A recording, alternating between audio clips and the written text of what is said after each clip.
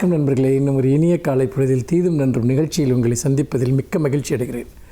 பொதுவாக இளைஞர்களிடம் இன்றைக்கு பரவியிருக்கக்கூடிய பல்வேறு தப்பெண்ணங்கள் அல்லது வரலாற்றிற்கும் உண்மைக்கும் புறம்பான தகவல்கள், அதை பற்றித்தான் நாம் இன்றைக்கும் இன்னும் சில நாட்களுக்கும் பேசப்போகிறோம். பொதுவாக கல்லூரி ஏன் பள்ளி மாணவர்களிடம் கூட அந்த எண்ணங்கள் மிக ஆழமாக விதைக்கப்பட்டிருக்கின்றன. என்ன எண்ணங்கள்? முன்னேற்றத்திற்கும் வளர்ச்சிக்கும் எதிரான எண்ணங்கள்.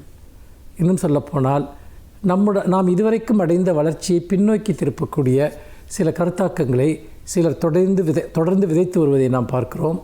உதாரணமாக இன்றைக்கு விவசாயத்தை ஒரு மிகப்பெரிய புனிதமான ஒன்றாக பார்க்கிற ஒன்று இளைஞர்களிடம் இந்த எண்ணம் தொடர்ந்து பரப்பப்படுகிறது. ஏன் இந்த எண்ணம் பரப்பப்படுகிறது? இதற்கு பின்னால் இருக்கக்கூடிய உண்மை என்ன? இதை பற்றி நாம் முதலில் இன்றைக்கு பேசலாம். ஒரு காலத்தில் வேளாண்மை மட்டும்தான் நம்முடைய உழைப்பிற்கும் உற்பத்திற்குமான ஒரே ஒரு தளமாக இருந்தது. பெரும்பாலும் வேறு நிலத்தில் வேலை செய்யக்கூடியவர்களையும் நில உரிமையாளர்களையும் கொண்ட ஒரு பொருளாதாரத்தை நாம் 1970கள் வரைக்கும் கூட இந்தியா கொண்டிருந்தது என்று சொல்லலாம். நகர்ப்புறங்கள் மிக குறைவாக இருந்தன. நகர்ப்புற தொழிலாளர்களுடைய எண்ணிக்கை மிக குறைவாக இருந்தது. அப்படிப்பட்ட நிலையில் வேளாண்மை என்பது முதன்மைப்படுத்தப்பட்ட ஒரு தொழிலாக இருந்தது. ஆனால் வேளாண்மையில் ஈடுபட்டவர்களில் பெரும்பாலானோர் மிகவும் வறுமையில்தான் வாடினார்கள் என்பதையும் நாம் பார்த்தோம். ஆனால் உணவு உற்பத்தி மிக மிக அவசியம்.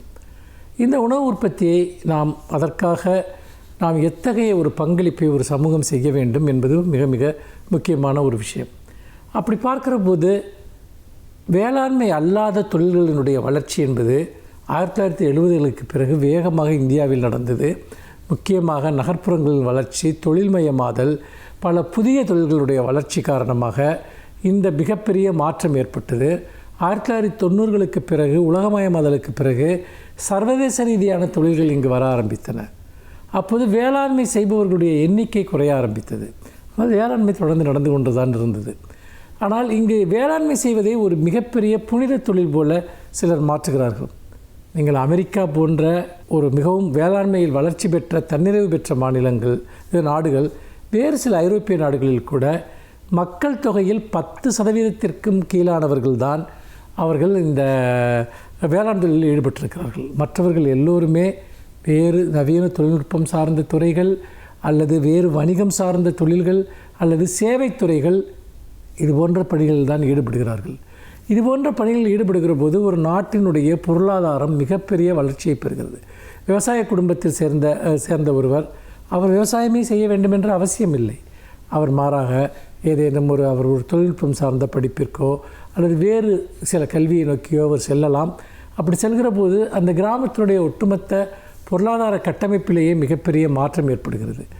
உணவு உற்பத்தி வீழ்ச்சியடைந்ததா என்றால் நிச்சயமாக இல்லை. இன்னும் சொல்லப்போனால் இந்த புதிய உற்பத்தி முறை வருவதற்கு முன்பிருந்ததை விட நவீன வேளாண்மை முறையின் காரணமாக தேவைப்படுகிற ஆட்களுடைய எண்ணிக்கை குறைந்தது. அதே சமயத்தில் வேளாண் உற்பத்தியும் அதிகரித்தது. ஆனால் பலரும் என்ன சொல்கிறார்கள் என்றால், இங்கு பசுமை புரட்சி வந்ததன் காரணமாக, நவீன வேளாண்மை வந்ததன் காரணமாக இங்கு நம்முடைய விவசாயமே அழிந்து விட்டது, பாதிக்கப்பட்டு விட்டது என்றெல்லாம் பேசுகிறார்கள். உண்மை என்ன? இதை நாம் நாளைக்கு பேசுவோம். மீண்டும் இன்னும் ஒரு புதிய சிந்தனையோடு உங்களை சந்திக்கிறேன். நன்றி, வணக்கம்.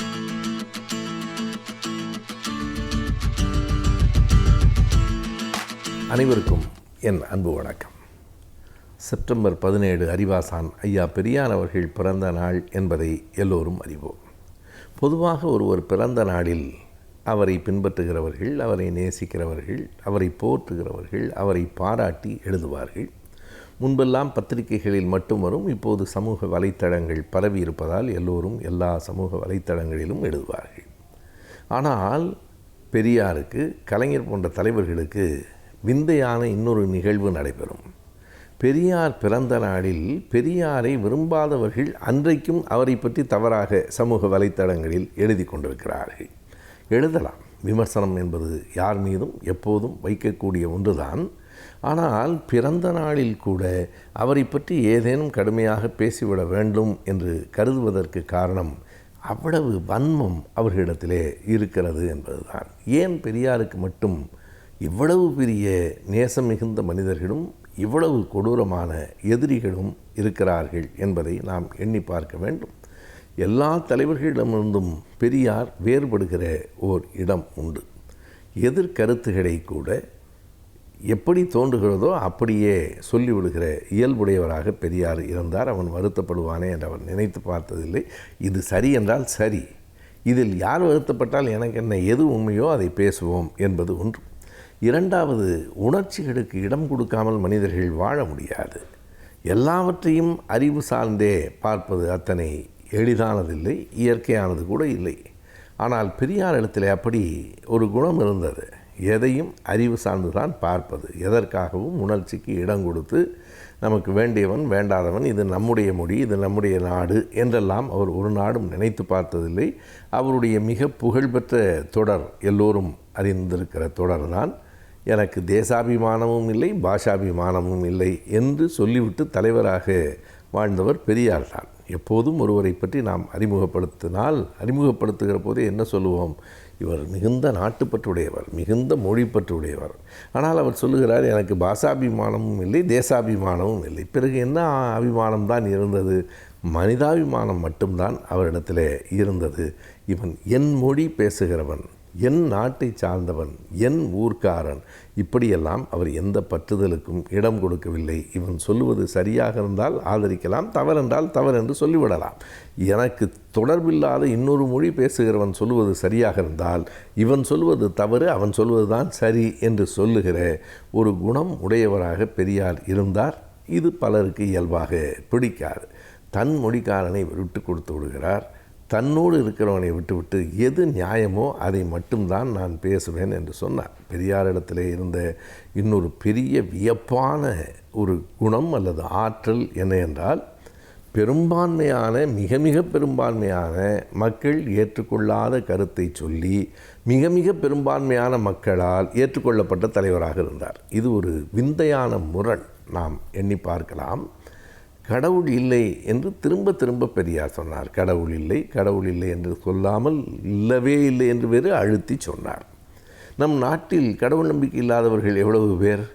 98 அல்லது 99 பேர் அல்லது அதற்கும் கூடுதலாக கூட கடவுள் நம்பிக்கை உடையவர்கள்தான் இருந்தார்கள் பெரியார் காலத்தில். இன்றைக்கு அந்த எண்ணிக்கை கொஞ்சம் கூடியிருக்கிறது. உலக அளவிலேயே நான் பிலீவர்ஸ் என்பது 16 விழுக்காட்டுக்கு இன்றைக்கு வந்திருக்கிறது. 100 பேரில் 16 பேர் கடவுள் மத நம்பிக்கையற்றவர்களாக நான் சொல்லுகிற கணக்கு உலகம் சார்ந்தது இருக்கிறது. ஆனால் பெரியார் வாழ்ந்த காலத்தில் தமிழ்நாட்டிலெல்லாம் 100க்கு 99 பேர் கடவுள் நம்பிக்கை உடையவர்களாக இருந்தார்கள். எனவே அந்த 99 பேரிடம் கடவுள் இல்லை என்று சொல்லிவிட்டு அவர்களாலும் கூட நேசிக்கப்படுகிற தலைவராக பெரியார் இருந்தார். காரணம் என்ன என்றால், என்ன என்று எண்ணி பார்க்கிற போது அவர் சொல்லுகிற கடவுள் இல்லை என்கிற கோட்பாட்டில் எங்களுக்கு உடன்பாடு இல்லை. நாங்கள் கடவுளை நம்புகிறோம். ஆனாலும் அவர் எங்களுக்காக பேசுகிறார். எல்லோருக்கும் வாய்ப்பு தர வேண்டும் என்று சொல்லுகிறார். எல்லோருக்குமான சமூக நீதியை, சமநீதியை பேசுகிறார். எனவே அவர் சொல்லுகிற கருத்து எங்களுக்கு சரியோ தவறோ, ஆனால் அவர் செய்கிற செயல், அவர் யாருக்காக பாடுபடுகிறார் என்பதை எங்களால் புரிந்து கொள்ள முடிகிறது என்று சொல்லி, இது உலகத்தில் நடக்காத விந்தை. சிந்தனையாளர்கள் உலகம் முழுவதும் வந்திருக்கிறார்கள். ஆனால் அவர்கள் தலைவர்களாக கொண்டாடப்பட்டதில்லை. சிந்தனையாளர்கள் என்கிற அளவிலே தான் பார்க்கப்பட்டார்கள். பெரியார் சிந்தனையாளராக மட்டுமல்ல, மக்கள் தலைவராகவும் இருந்தார். அவருடைய பிறந்த நாளில் அவருடைய நினைவை நாம் போற்றுவோம்.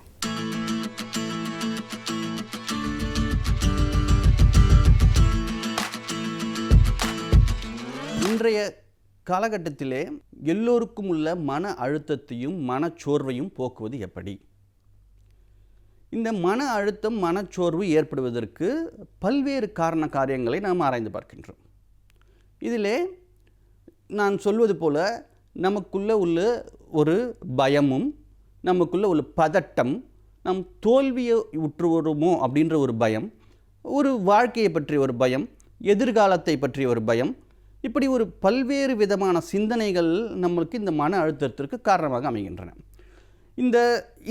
இதில் சின்ன சின்ன காரணங்கள் ஒவ்வொரு குடும்பத்திலும் ஒவ்வொரு மாணவர்களுக்கும் இதுதான் அப்படின்னு நம்ம பர்டிகுலராக சொல்ல முடியாத அளவிற்கு பல்வேறு காரியங்கள் இருக்கின்றன. இதில் பொதுவாக அப்படின்னு நம்ம பார்க்கும்போது,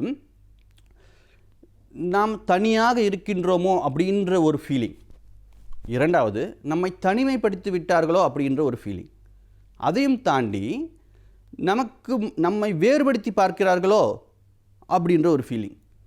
இரண்டாவது, அதுக்கு அடுத்தபடி பார்க்கும்போது நமக்கு மட்டுமே அநீதி இழைத்து விட்டதா இந்த உலகம், இந்த சமூகம் அப்படின்ற நமக்குள்ளேயே ஒரு கேள்வி. இப்படிப்பட்ட கேள்விகள். இரண்டாவது, சின்ன சின்ன குடும்ப வன்முறைகள், குடும்பத்திலே ஒவ்வொருத்தருக்கு ஒருத்தர் புரிதல் இல்லாத ஒரு காரணங்கள், இந்த ஒரு சிச்சுவேஷனை எப்படி நாம் கையாள வேண்டும் என்பதை பற்றிய போதிய அறிவு இல்லாத காரணம். அறிவுன்னு சொல்ல முடியாது, அறியாமைன்னு சொல்லலாம். அறியாமை. இப்படி பல்வேறு காரணங்கள் இருக்கின்றன. இது பொதுவாக. ரெண்டாவது, குடும்பத்தில் உள்ள முக்கியமான உறுப்பினர்களுக்கு முன்னாடி இருந்த வருமானம் இப்பொழுது இருக்காது. அது ரெண்டாவது, அந்த ஒரு வீட்டிற்கு தேவையான சகல வசதிகளையும் அவனால் முன்னாடி இருந்தது போல் அவனால் அனுபவிக்க முடியாது. இரண்டாவது, குழந்தைகளுக்கு ஏன் இப்படிப்பட்ட ஒரு மன அழுத்தம் ஏற்படுகின்றது? குழந்தைகள் இந்த டிஜிட்டல் லேர்னிங், ஆன்லைன் லேர்னிங் இப்படி சொல்கிறோமே, இதையெல்லாம் நாம் எப்பொழுது கற்றுக் கொடுத்திருக்கிறோம் குழந்தைகளுக்கு? இல்லவே இல்லை. இப்பொழுதுதான் புதிய சூழல். இந்த சூழலே குழந்தைகளுக்கு ஒரு மிகப்பெரிய ஒரு புதிய சூழல். இந்த சூழலிலே குழந்தைகள் தங்களை பாதுகாத்து கொள்வது எப்படி? இந்த சைபர் கிரைம், சைபர் புல்லிங் இப்படின்னு சொல்கிறார்கள், இதிலிருந்து எப்படி பாதுகாக்க? ரெண்டாவது, இந்த சூழலில் நம்ம உட்கார்ந்து நம்மளால் எவ்வளவு நேரம் அந்த ஆன்லைனிலே கிளாஸை கவனிக்க முடியும் அப்படின்ற ஒரு பயம் குழந்தைகளுக்கு. ரெண்டாவது, குழந்தைகளுக்கு இந்த ஆன்லைனில் தான் நம்ம அசஸ்மெண்ட் பண்ணுறோம், எவாலுவேஷன் பண்ணுறோம், இதெல்லாம் ஒரு குழந்தைகளுக்கு ஒரு பயம். அந்த ஆன்லைனில் டீச்சிங் பண்ணுறவங்க என்ன சொல்லுவாங்களோ, எல்லா குழந்தைகளும் கேட்குறாங்களே, நம்மளை பற்றி என்ன சொல்லுவாங்களோ, நம்ம என்ன பேச முடியலையே. அது ஒரு சில குழந்தைகள் பார்த்திங்கன்னா, நீங்கள் முன்னாடி ஒரு க்ரௌடில், ஒரு கூட்டத்திலே முன்னின்று வரமாட்டார்கள். ஒரு அச்சம் தான் காரணம் அதற்கு. ஸோ இதையெல்லாம் போக்க வேண்டும். இதற்கெல்லாம் லீடர்ஷிப் ஸ்கில்ஸ் நம்ம எப்படி இம்ப்ரூவ் பண்ணுறது அப்படின்ற விஷயம் இருக்குது. இந்த மாதிரி பல்வேறு காரணங்கள் இருக்கின்றன. கல்லூரி மாணவர்களுக்கு எடுத்துக்கொண்டே வேணால், எக்ஸாம்ஸ் இருக்குன்னு சொல்கிறார்கள், ஆனால் இல்லை. எக்ஸாம்ஸ் வரும்னு சொல்கிறார்கள், ஆனால் வரல. அடுத்த உயர்கல்வி படிப்பது எப்படி? இந்த உயர்கல்வி நம்ம எப்படி அணுகுவது? இதில் காலேஜ் எப்போ திறப்பாங்க? நம்ம காலேஜ் லைஃப்பை எப்படி என்ஜாய் பண்ணுவது? அது கேரியர்ஸ், அதாவது அடுத்த கட்டத்திற்கு எப்படி செல்வது? இப்படி பல்வேறு காரணங்கள் கல்லூரி மாணவர்களுக்கு இருக்கின்றன. அது மாதிரி அடலசன்ஸ் அப்படின்ற பார்க்கும்போது அவர்களுக்கும் உள்ள மன அழுத்தம் இருக்க தான் செய்யும். ஏன்னா அவங்க எல்லாருமே ஒரு ஃப்ரெண்ட்ஸ், பியர்ஸ் குரூப்ஸ்ன்னு சொல்லுவார்கள், இவர்களோட கனெக்ஷன் ஆகியிருக்காங்க. அப்போது ஒவ்வொருத்தருக்கும் பேசி அளவலாகி வெளியில் ஒரு சாதாரணமான ஒரு சூழல் கிடையாது. அவங்களுக்கு என்ன ஆகுது? ஒரு விளையாட்டினுடைய நேரம் கட் ஆகிடுது. அதே மாதிரி மற்ற மாணவர்களுடைய, அதாவது சக மாணவர்களுடைய அளவலாகக்கூடிய நேரம் இல்லை.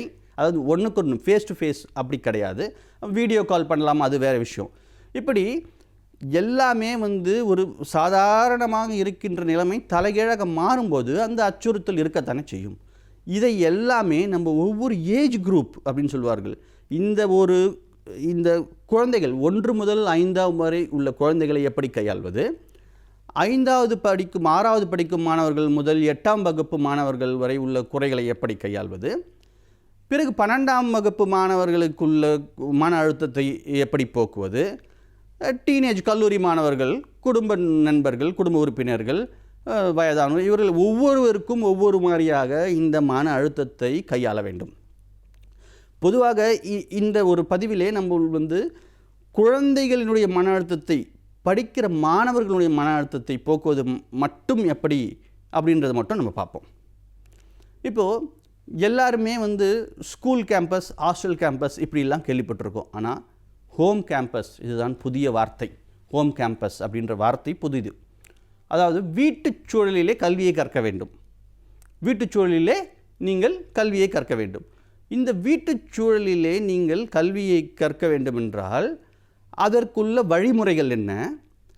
அந்த கல்வியை மன அழுத்தம் இல்லாமல் எப்படி ஒரு என்ஜாய்மெண்ட்டோட, ஒரு ஹாப்பி லேர்னிங்னு சொல்வார்களே, அந்த மாதிரி ஒரு ஹாப்பியாக எப்படி அந்த கற்றுக்கொள்ளலை நாம் உள்வாங்குவது, இதன் மூலம் நம்மளுடைய படைப்பாற்றலை எப்படி மேம்படுத்துவது, இப்படி குழந்தைகளுக்கு நாம் பயிற்சிகள் கொடுக்க வேண்டும்.